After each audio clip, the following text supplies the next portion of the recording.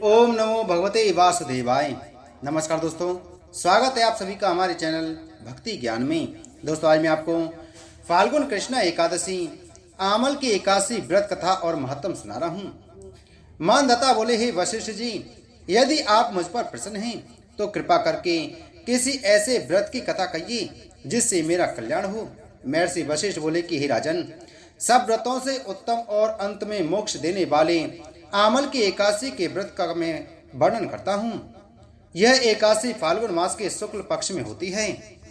इस व्रत के करने से समस्त पाप नष्ट हो जाते हैं। इस व्रत का पुण्य 1000 गोदान के बराबर होता है।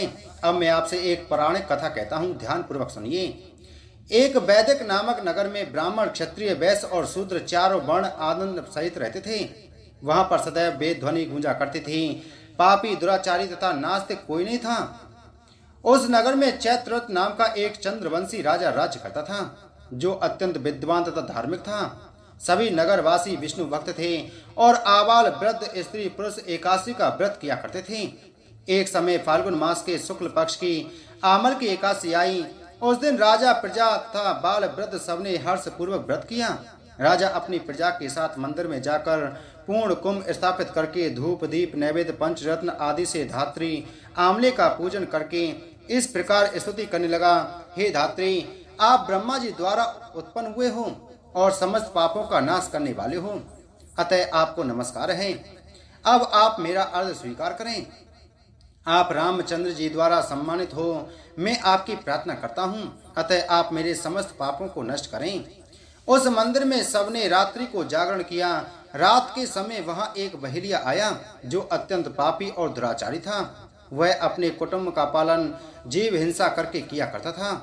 भूख तथा प्यास से अत्यंत व्याकुल वह बहेलिया इस जागरण को देखने के लिए मंदिर के एक कोने में बैठ गया और विष्णु भगवान तथा एकादशी महात्म की कथा सुनने लगा। इस प्रकार अन्य मनुष्यों की भांति उसने भी सारी रात जागरण कर बिता दी। प्रातःकाल होते ही सब लोग अपने अपने घर चले गए तो बहेलिया भी अपने घर चला आया। घर आकर उसने भोजन किया। कुछ समय बाद उस बहेलिया की मृत्यु हो गई, परंतु उस आमल की एकादशी का व्रत व जागरण करने के कारण उस बहेलिये ने राजा विदुरथ के घर जन्म लिया और उसका नाम वसुरथ रखा गया। युवा होने पर वह चतुरंगिनी सेना तथा धन धान्य से युक्त होकर 10,000 ग्रामों का पालन करने लगा। वह तेज में सूर्य के समान, कांति में चंद्रमा के समान, वीरता में भगवान विष्णु के समान और क्षमा में पृथ्वी के समान था। वह अत्यंत धार्मिक, सत्यवादी, कर्मवीर एवं विष्णु भक्त था। प्रजा का समान भाव से पालन, यज्ञ करना तथा दान देना उसका नित्य का कर्तव्य था। एक दिन राजा शिकार खेलने के लिए गया। देवयोग से वह मार्ग भूल गया और रात्रि हो जाने पर उसी वन में एक वृक्ष के नीचे सो गया। थोड़ी देर बाद पहाड़ी मलेच्छ वहां आ गए और राजा को अकेला देखकर मारो मारो का शब्द करते हुए उसकी ओर दौड़े। वे मलेच्छ कहने लगे कि इसी दुष्ट राजा ने हमारे माता, पिता, पुत्र, पौत्र आदि अनेक संबंधियों को मारा है तथा देश से निकाल दिया है, अतएव इसको अवश्य मारना चाहिए। ऐसा कहकर वे मलेच्छ अस्त्रों का प्रहार करने लगे। उनके अस्त्र शस्त्र राजा के शरीर पर गिरते ही नष्ट हो जाते और उनका बार पुष्पों के समान प्रतीत होता। अब उन मलेच्छों के अस्त्र शस्त्र उल्टा उन्हीं पर प्रहार करने लगे, जिससे वे मूर्छित हो गए। उसी समय राजा के शरीर से एक दिव्य स्त्री उत्पन्न हुई। वह स्त्री अत्यंत सुंदर वस्त्रों तथा आभूषणों से अलंकृत थी, मगर उसकी भ्रुकुटी टेढ़ी थी। आंखों से लाल लाल अग्नि निकल रही थी। वह स्त्री मलेच्छों को मारने दौड़ी और थोड़ी ही देर में उसने सब मलेच्छों को काल के गाल में पहुंचा दिया।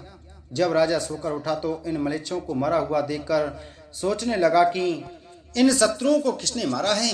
वह ऐसा विचार कर ही रहा था कि तभी आकाशवाणी हुई, हे राजा, इस संसार में विष्णु भगवान के अतिरिक्त कौन तेरी सहायता कर सकता है। इस आकाशवाणी को सुनकर राजा अपने नगर को चला आया और सुखपूर्वक राज्य करने लगा। महर्षि वशिष्ठ जी बोले कि हे राजन, यह आमल की एकादशी के व्रत का प्रभाव था। जो मनुष्य इस आमल की एकादशी का व्रत करते हैं वे सभी कार्यों में सफल होकर अंत में विष्णु लोक को प्राप्त होते हैं। बोलो एकादशी महात्म की जय। बोलो विष्णु भगवान की जय।